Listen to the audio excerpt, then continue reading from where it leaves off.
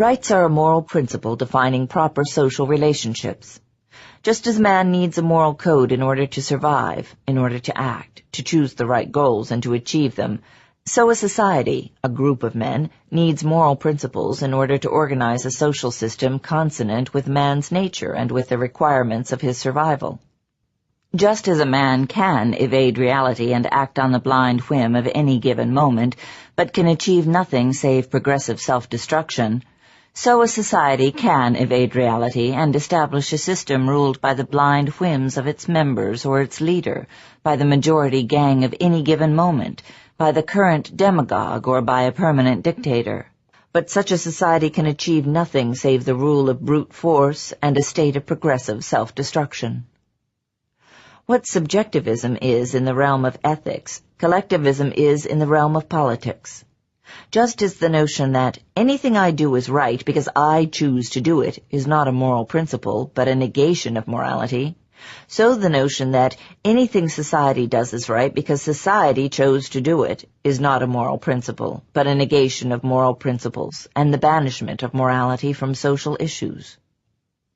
When might is opposed to right, the concept of might can have only one meaning: the power of brute physical force, which in fact is not a power, but the most hopeless state of impotence. It is merely the power to destroy. It is the power of a stampede of animals running amok. Yet that is the goal of most of today's intellectuals. At the root of all their conceptual switches, there lies another, more fundamental one: the switch of the concept of rights from the individual to the collective, which means the replacement of the rights of man by the rights of mob. Since only an individual man can possess rights, the expression individual rights is a redundancy, which one has to use for purposes of clarification in today's intellectual chaos. But the expression collective rights is a contradiction in terms. Any group or collective, large or small, is only a number of individuals. A group can have no rights other than the rights of its individual members.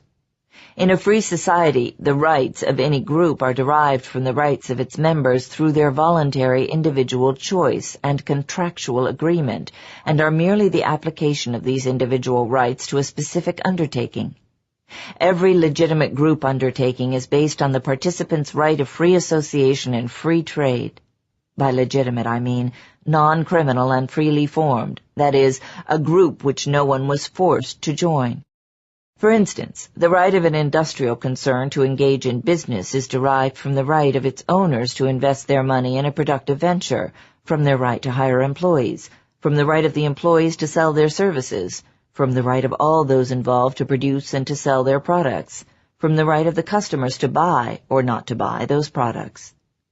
Every link of this complex chain of contractual relationships rests on individual rights, individual choices, individual agreements. Every agreement is delimited, specified, and subject to certain conditions, that is, dependent upon a mutual trade to mutual benefit.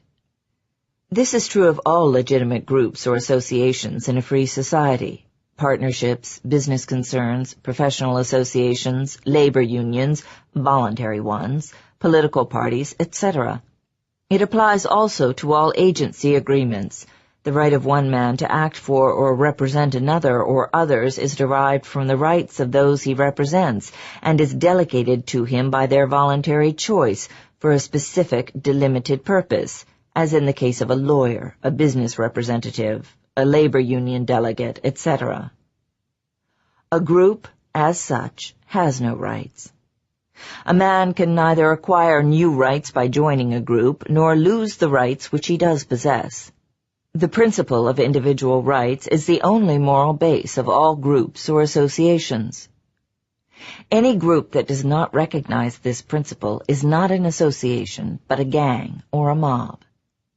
Any doctrine of group activities that does not recognize individual rights is a doctrine of mob rule or legalized lynching.